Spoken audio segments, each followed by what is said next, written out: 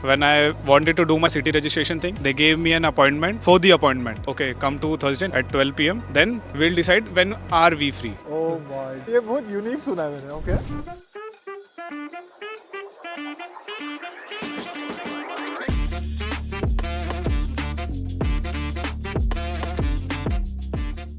और guys you are welcome back once again. अगर आप मेरे चैनल पे नए हो, मेरा नाम निखिलेश है. मैं इस वक्त क्लोन में खड़ा हूँ and I am here with bunch of students. They are studying in different universities. और आज मैं इनको पूछने वाला हूँ कि इनका क्या रीज़न हो सकता है आगे आने वाले सालों में या इमीडिएटली भी, कि इनको हो सकता है देश छोड़ के जाना पड़े या ये चले जाएं खुद के अपने मर्जी से. तो इनसे जानते हैं अभी इनका क्या रीज़न हो सकता है कि ये जर्मनी छोड़ के कहीं और देश चले जाए, इंडिया ही चले जाए. So tell me, what is your reason और what could be your potential reason?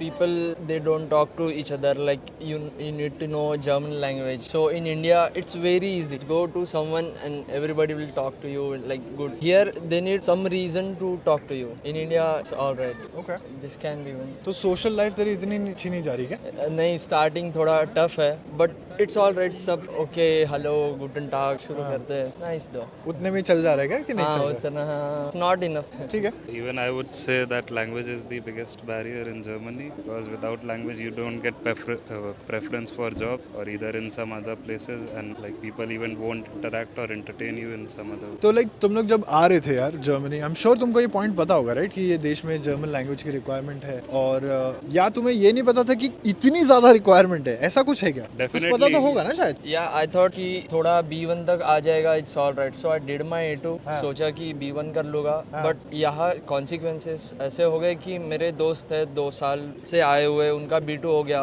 वो फास्ट जर्मन बोलता है but still they don't have student work. Job तो दूर का बात. हाँ, Yeah. ऐसा चल रहा है क्या? ओके ओके, अब बताओ. For me, it's the bureaucracy. Like you have to take an appointment for each and everything. Like in January, I had a shoulder pain, so I booked a appointment for the doctor for an ortho, and that was for like March end. So Jain में हुआ था ये कांड. Yeah. और मार्च में तुमको appointment दे रहे थे. yeah, and in February I had to visit India. So when I went back, Oh, I did no. everything and I came back. अरे यार ऐसा कुछ हुआ था क्या तुम्हारे साथ मेडिकल रिक्वायरमेंट में? Yeah. बताओ आप भी बताओ. मेरा भी ये एक्सपीरियंस रहा है. First day of my job में था तो I got fracture in my thumb.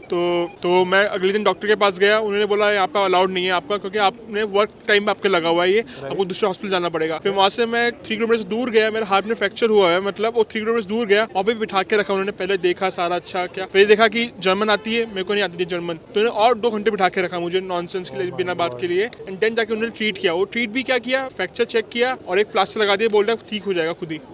That's all. वहाँ पे कुछ नहीं, इनका कुछ प्रिवेंटिव मेजर्स. मैंने कहा कोई मेडिसिन ले सकते हैं, पेन किलर, बोला नहीं कोई दिक्कत नहीं है. तो यहाँ पे थोड़ा इशू है, यहाँ पे मैंने देखा है इस चीज़ का जर्मनी में. What would be your reason to leave otherwise? मेरा जो मेन रीजन रहेगा, it will be always like मेरे दोस्तों ने जैसे बोला है, लैंग्वेज बैरियर है यहाँ पे ऑब्वियसली. सेकंड है जो मेरी field, I am from project management, तो यहाँ की फील्ड में मैंने जो बात करी है काफी कंपनी से, तो उनको चाहिए है प्रॉपर जर्मन. और जर्मन ऐसे भी नहीं like if I know German, तब भी उनको ना नेटिव स्पीकर ज्यादा प्रेफर करते हैं वो.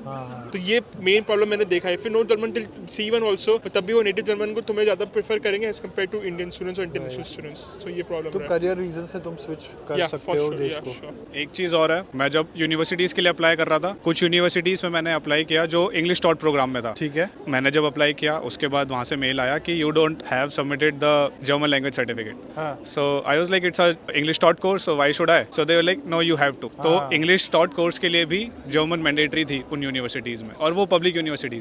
और उसके अलावा अभी जैसे मैं अप्लाई कर रहा हूँ स्टूडेंट वर्क अपॉर्चुनिटीज़ के लिए, तो जो वहाँ पे रिक्वायरमेंट है इंग्लिश लैंग्वेज की, उनको फ्लुएंट चाहिए, वो मेरे पास है. बट उनका एक सेकेंडरी क्लॉज आ जाता है, if you know German that will be great. तो वो उस बेसिस पे रिजेक्ट कर देते हैं. अच्छा. Just to add on in this language barrier, I contacted some my friends who are working in the finance industries. They have opening of internship. Even they don't work in English, they don't talk in German, but they still require German speaking people. मैंने पूछा, उन्होंने कहा हमने कभी बात ही नहीं की. मैं 2 साल से यहाँ वर्क कर रहा हूँ, मेरा कोई प्रोजेक्ट ही नहीं आया है जर्मन में. But maybe to encourage the international integration, they focus on language. ठीक है. और बताओ. मेरा वही रहेगा कि यहाँ की ब्यूरोक्रेसी बहुत स्लो है. लाइक बैंक अकाउंट ओपन करने के लिए भी I have to wait for like 2 weeks, ताकि मेरा ब्लॉक अकाउंट मेरे अकाउंट में आ जाए. तब तक मैं क्या करूँ? So that was my only. And also like German language की बहुत ज़्यादा रिक्वायरमेंट है. रिसेंटली जब भी मैं लिंक्डइन या एनी अदर जॉब इसमें देखता हूँ सीकिंग में, तो जर्मन लेवल बहुत बहुत ज़रूरी है, either B2 और C1. So that is the main issue I am facing right now. अच्छा मेरे लिए like career wise, like when I came here I knew that German would be necessary, so I had no complaints on that. Like I know it's hard but it is what it is. Right. But for bureaucracy terms, like I have some complaints. Like मेरा residence permit का like my initial visa got expired in January, and for that I applied on November, and I got an appointment now in April. Like I have sent them numerous mails, even visited the Auslander November bureau. 2023 में November में I started applying for For? the residence permit. हाँ. My residence permit would have expired in January 2024. ठीक है So I didn't get any emails. When I went there, they told me to wait. And now I got an appointment on April. So it's like 2 months after it got expired. Right, So this right. was the only bad experience I had in Germany. And I think तेरे case में अगर urgently अगर घर जाना पड़ता है India that would have been a problem right to again reenter Because they were not even also giving the fiction visa. Correct आउसलैंड में भिड़े का इशू है क्या इधर बहुत ज्यादा I would like to add on one more point. When I wanted to do my Anmeldung, the city registration thing, they gave me an appointment for the appointment. So I had to go to that second appointment for my city registration. So they were like, okay, come to Thursday, next Thursday at 12 p.m. Then we'll decide when are we free. Oh my God So it was like that. ये बहुत unique सुना है मैंने okay And housing crisis. We are lucky we found student dormitories, but prices are house is too expensive and they are increasing. In recently January 2024 they increased 11% electricity. उसका impact पड़ा कि rent increase हो गए. And like I've been here for like 8 months and I have changed like 4 accommodations. अच्छा So it's like that. तो हर बार तेरे को appointment पे अपॉइंटमेंट दे रहे हैं Yeah. First accommodation was in Bonn, then I changed it to Hürth, and then to Ebertplatz. Now I'm living in Ports. So it's like that. तो यार मतलब अगर ये सारे तुमने जो अभी इशू रेज करे हैं राइट तो इसका मतलब तुम यहाँ रह क्यों रहे हो मतलब फिर तुम्हारे मोटिवेशन क्या है आई नो तुम लोग अभी स्टडी फेज में हो ठीक है that may be like let's say तुम्हें बाइंड करके रखा है होल्ड करके रखा है but what after that actually यहाँ पे अपॉर्चुनिटीज़ इजीली एक्सेसिबल है. अगर मैं इंडिया में अपने यूनिवर्सिटी से स्टडी अब्रॉड या स्टडी अब्रॉड इंटर्नशिप के लिए ऑप्ट करता तो मेरे को बहुत कट कंपटीशन फेस करना पड़ता, पर इधर इजी है to be very honest. Erasmus की वजह से तो आप यूरोप एक्सेसिबल है including UK. If I go for student exchange program world is accessible for me.